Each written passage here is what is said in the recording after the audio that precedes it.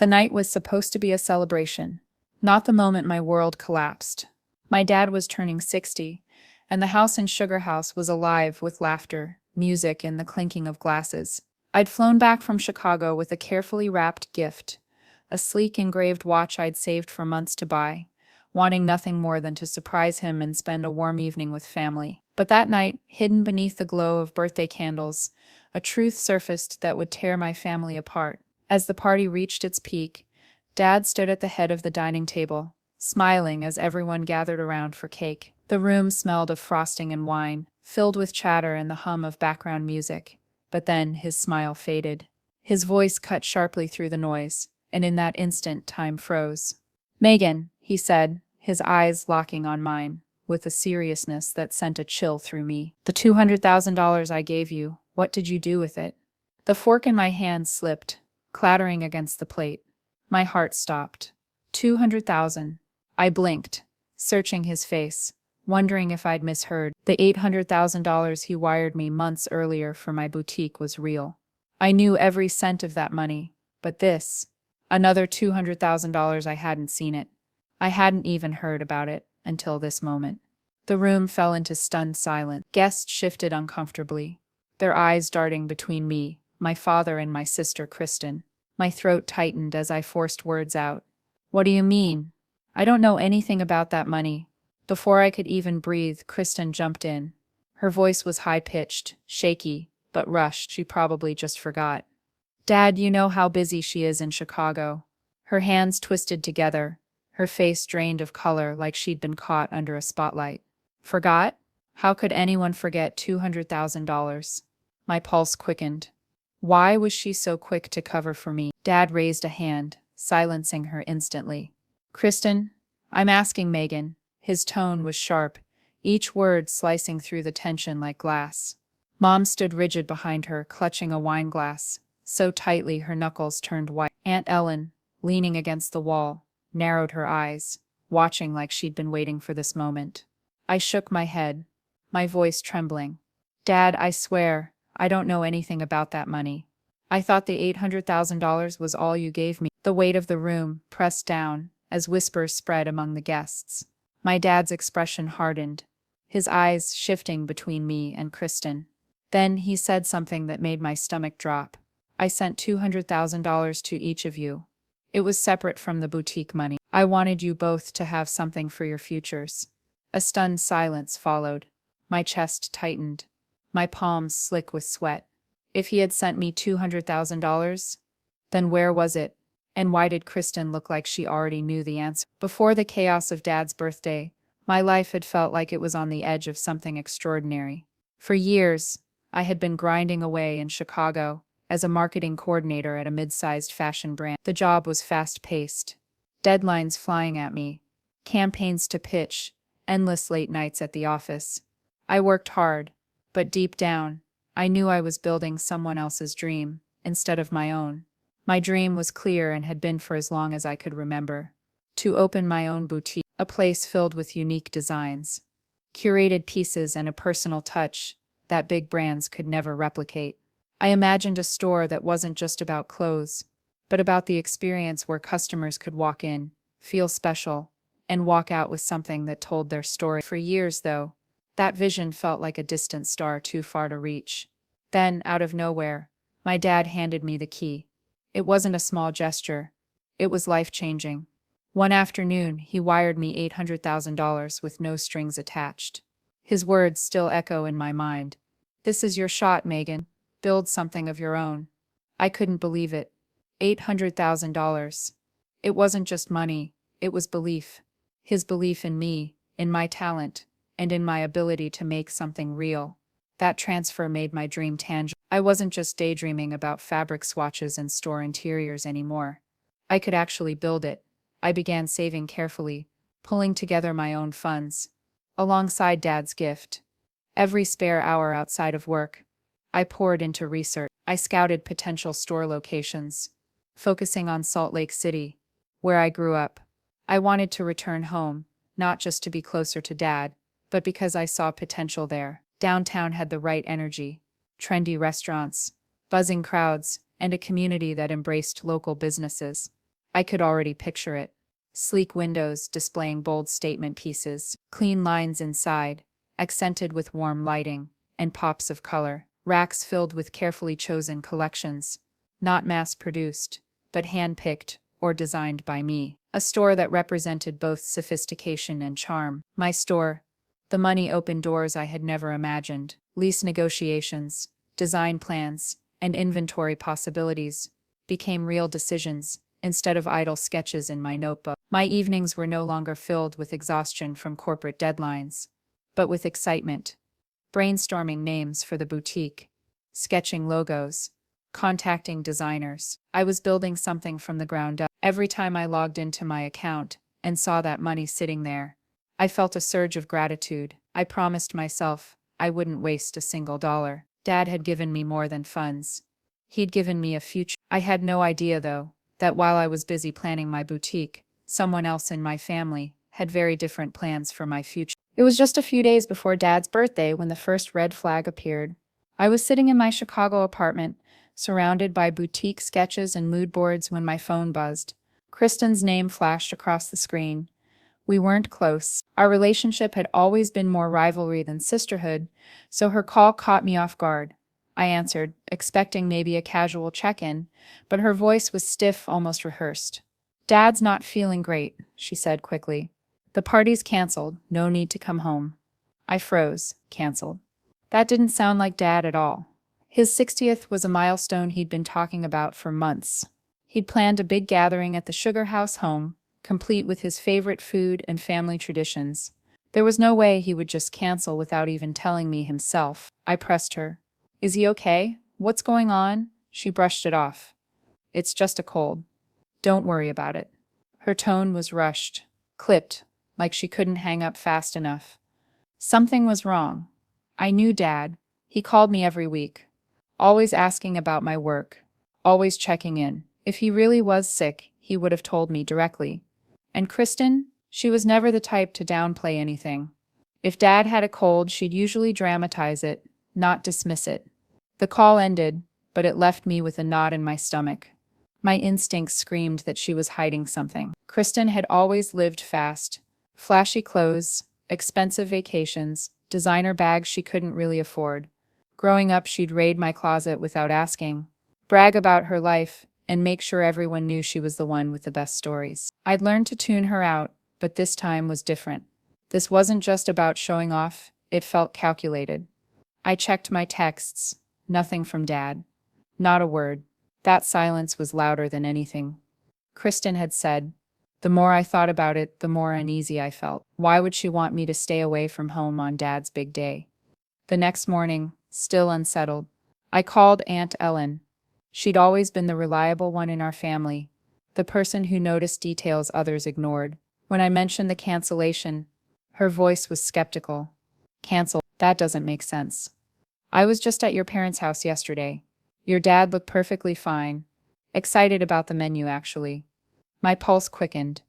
Aunt Ellen confirmed my suspicion. Kristen was lying. But why? As if to underline the truth, Aunt Ellen added casually, "I saw Kristen with new designer bags last week.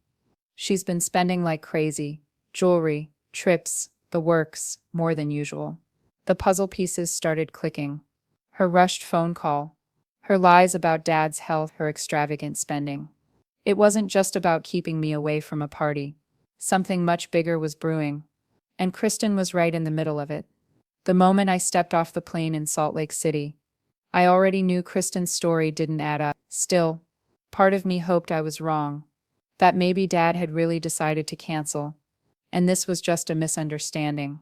But as I drove through Sugar House and turned onto my parents' street, the truth hit me before I even reached the door. Cars lined both sides of the road, headlights flashing as late arrivals searched for parking. Warm light spilled from the windows of Dad's house, and laughter carried into the night air. My chest tightened. The party wasn't canceled. Kristen had lied. I parked, grabbed the gift box with the engraved watch, and walked toward the house. Each step made my pulse pound harder. When I opened the door, the buzz of voices, clinking glasses, and music washed over me. Dad stood at the dining room table, perfectly healthy, smiling as he chatted with guests. Mom hovered nearby, arranging plates, while Kristen floated through the room in sky-high heels, flashing her usual practice smile. I spotted Aunt Ellen across the room. She waved, her knowing expression confirming what I already suspected. Kristen had deliberately tried to keep me away. I forced a smile and approached Dad.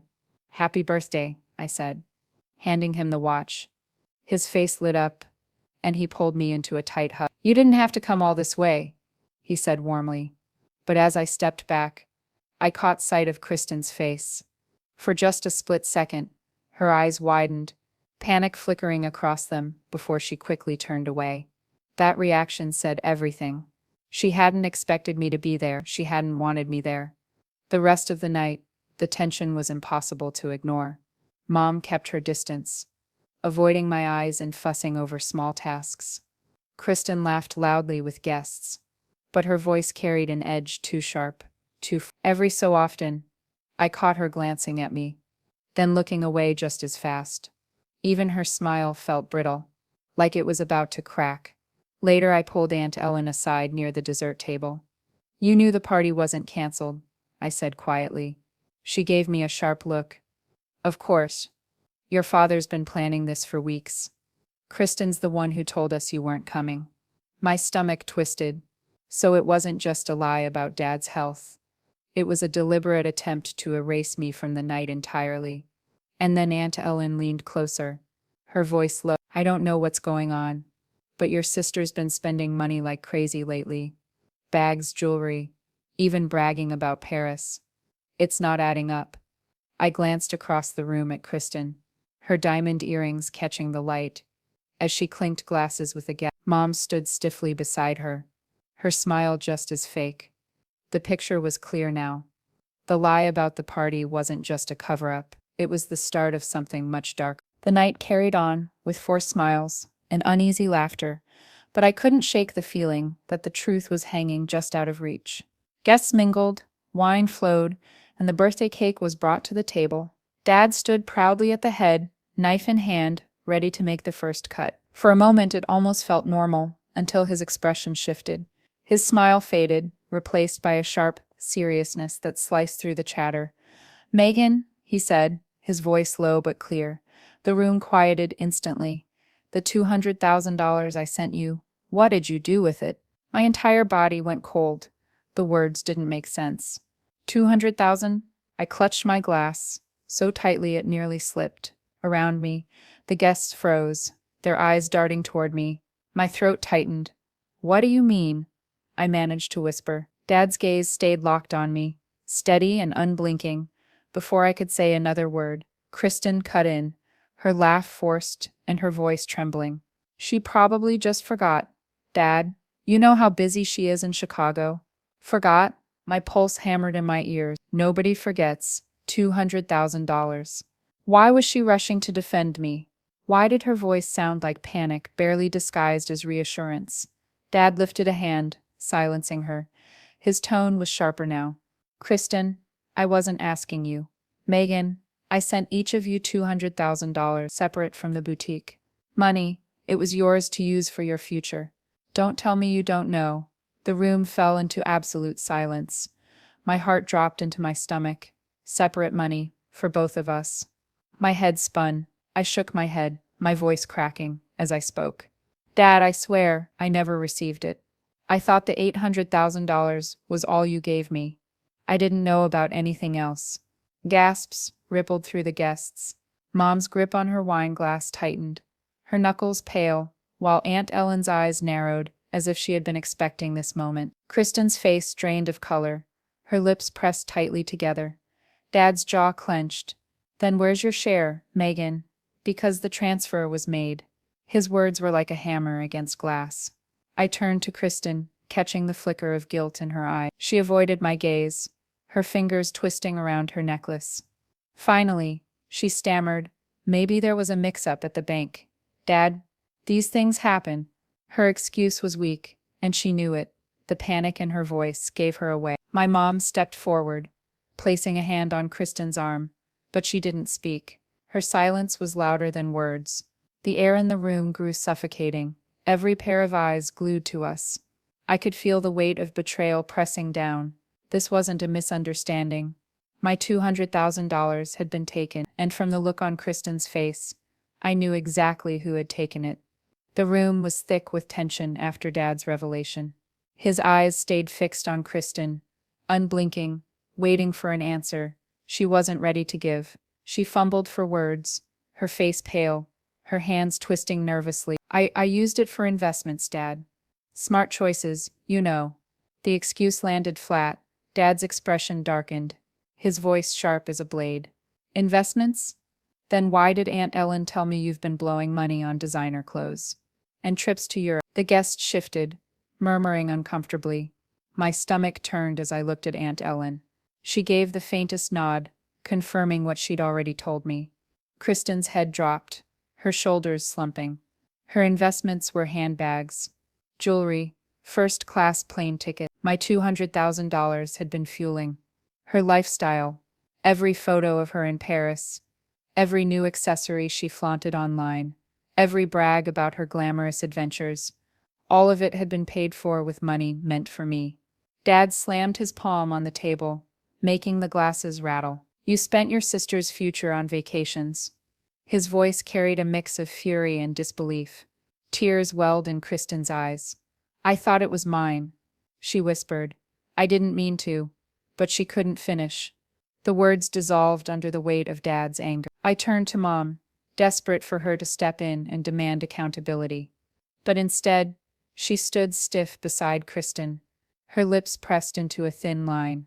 Her silence wasn't neutral. It was complicity. Mom, I said, my voice cracking. Did you know? Her eyes flickered toward me, then down to the glass in her hand. She flinched but said nothing. The silence told me everything. Dad's jaw tightened, his voice dropping into a dangerous calm. Linda, he said, his tone colder than I'd ever heard. You were in on this too, weren't you? Mom's composure cracked. Her voice trembled as she spoke. Daniel, she needed help. I thought we could replace it before anyone noticed. Replace it. The words seared into me. They hadn't just stolen. They had gambled, gambling with money, meant for my future. Money I had never even seen. My chest burned with anger. Years of Kristen's smug superiority. Her flashy life that I thought was just irresponsible spending. It was worse than that. It was theft, and Mom, the person I trusted to keep our family together, had stood by and let it happen. Guests looked away, some quietly excusing themselves from the room. Nobody wanted to be caught in the storm. The truth had shattered the birthday celebration, leaving only betrayal in its wake. I clenched my fists, fighting to stay composed. This wasn't just about money anymore. It was about loyalty, trust, and the realization that both my sister and my mother had chosen betrayal over honesty. The dining room had gone silent. The celebration, long forgotten, what was supposed to be Dad's milestone birthday, had turned into a courtroom without walls. He stood tall at the head of the table, his voice heavy with betrayal. Family doesn't steal from family, he said, his tone like steel. Kristen, you took what wasn't yours. Linda, you helped her, and you both thought no one would notice. Kristen's tears fell fast, streaking her face. She reached for Dad's arm, desperation in her voice. Please, Dad. I made a mistake. I thought it was mine. I swear, don't do this. But Dad didn't flinch. He looked at her with an anger I'd never seen in his eyes before. A mistake? He roared. You burned through your sister's money on handbags and trips. That wasn't a mistake. That was theft. Mom tried to step in, her voice shaky. Daniel, stop. We can fix this as a family. We don't need to air this in front of everyone. But her words fell flat. Dad shook her off, his expression unyielding. You knew about it. You enabled her. Both of you chose greed over honesty. And now you'll face the consequences. He pulled his phone from his pocket. The room collectively held its breath. Kristen gasped, her face stricken with horror. Dad, no. Please don't call the police. I'll pay it back. I promise. Pay it back? Dad snapped. You've already spent it. His thumb hovered over the keypad. Enough lies. Enough games. You don't steal $200,000 and walk away. The air grew thick as he spoke to the dispatcher. His voice was calm, deliberate, but final. "This is Daniel Carter. I need officers at my home in Sugar House. It's about theft, $200,000. Gasps rippled through the guests. Some slipped quietly toward the door, unwilling to be witnesses to the fallout. Others stood frozen, unsure where to look. Kristen broke down, her sobs echoing in the silence.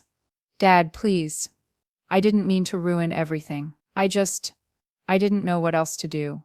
But her pleas only hardened his resolve. Mom clutched Kristen's arm, panic in her eyes. "Daniel, we're your family. Don't destroy us over this." His glare cut through her words like a blade. "You destroyed this family when you chose to lie, when you chose to betray Megan. You made this decision the moment you touched that money." I stood rooted to the floor, my heart pounding. The betrayal burned deep, but so did the weight of Dad's decision. He wasn't bluffing. This wasn't a warning. This was the end of any protection Kristen and Mom had left.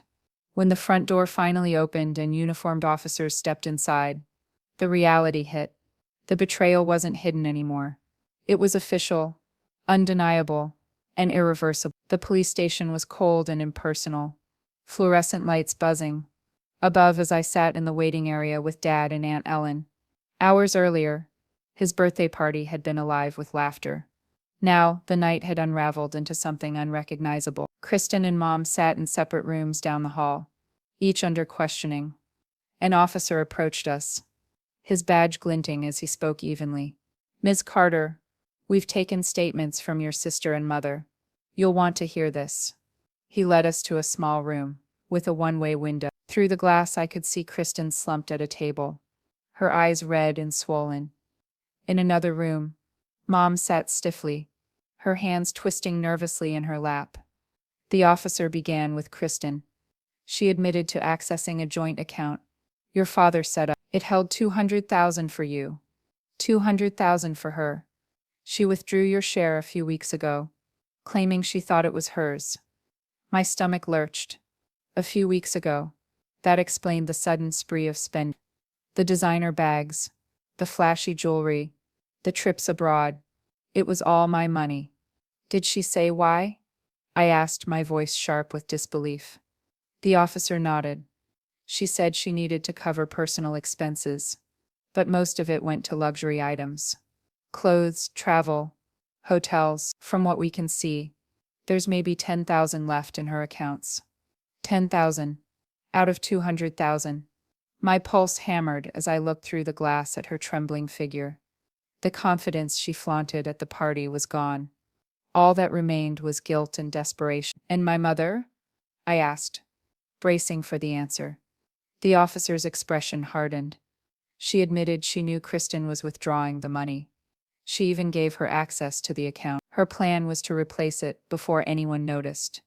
But it's clear the funds were gone, long before she realized the consequences. I clenched my fists, anger boiling. Replace it? They had gambled with my future like it was nothing, hoping I'd never find out. Aunt Ellen stepped forward, producing a folder she'd carried in with her. "I've been keeping records," she said, her voice firm. She handed the officer receipts. Thousands spent on handbags, jewelry, even a Rolex. I saw her at the mall just last month. Spending like money was endless. The officer flipped through the evidence, nodding. "This matches her statement. She wasn't hiding it. She spent openly, carelessly." Through the glass I stared at Kristen with her head in her hands. Mom sat in the other room, her posture slumped, eyes vague. Their betrayal wasn't just confirmed. It was documented, signed, and sealed. The officer turned back to us. "This qualifies as felony theft in Utah. Second degree. They could face up to 15 years, plus fines, and restitution." I nodded numbly, the words sinking like stones. Justice might be coming, but it didn't erase the fact that my money and my family were gone. The weeks that followed felt like a blur. Court hearings replaced family dinners, and the sound of lawyers filled the silence where trust used to live. Dad, resolute in his decision, made it clear Kristen and Mom would face the full weight of the law. In the courtroom, the charges were laid out plainly: felony theft in the second degree, Kristen and Mom stood side by side, but they looked nothing alike anymore. Kristen, once so proud and polished, appeared hollow, her confidence stripped away. Mom's shoulders sagged, her eyes refusing to meet mine. The judge listened to their statements, their promises to repay what was lost, their pleas for leniency. But the evidence was overwhelming. The bank records, the receipts, the testimony. Aunt Ellen's folder of proof had sealed their fate. The ruling came down hard, but fair. 36 months of probation each, restitution of $200,000 owed to me. On top of that, fines of $8,000 apiece. It sounded like justice, yet I knew the reality. Most of the money was gone, scattered across luxury items that had already lost their shine. Kristen sold her Mercedes, barely a year old, along with her designer handbags and jewelry. The Rolex she'd flashed from Milan fetched a decent sum, but even then, she managed to scrape together only around $40,000. Mom added a few collectibles and old pieces of jewelry, maybe another $10,000. The rest was reduced to a restitution plan, small monthly payments tied to their modest incomes. It would take years, maybe decades, to recover what had been lost. While they faced judgment in court, Dad was making decisions of his own at home. One evening, I sat with him and his lawyer, Susan Pierce, in his study. Papers were spread across the desk, his pen poised with finality. "I've rewritten my will," he said, his voice firm. "The house, the investments, everything. It all goes to you, Megan. Kristen and Linda get nothing." I felt my chest tighten. The words should have sounded like security, but instead, they carried the heavy weight of an ending. "Are you sure, Dad?" I asked quietly. His jaw was set, his eyes unwavering. "They betrayed you and they betrayed me. Trust isn't something you steal back." Susan slid the new will across the table, my name inked clearly. As the sole beneficiary, I signed where she indicated, each stroke of the pen cutting ties deeper than I could have imagined. When it was done, Dad leaned back, exhaustion etched into his face. "This is your home now," he said, gesturing around the study. "Your future. It wasn't the kind of inheritance anyone dreams of.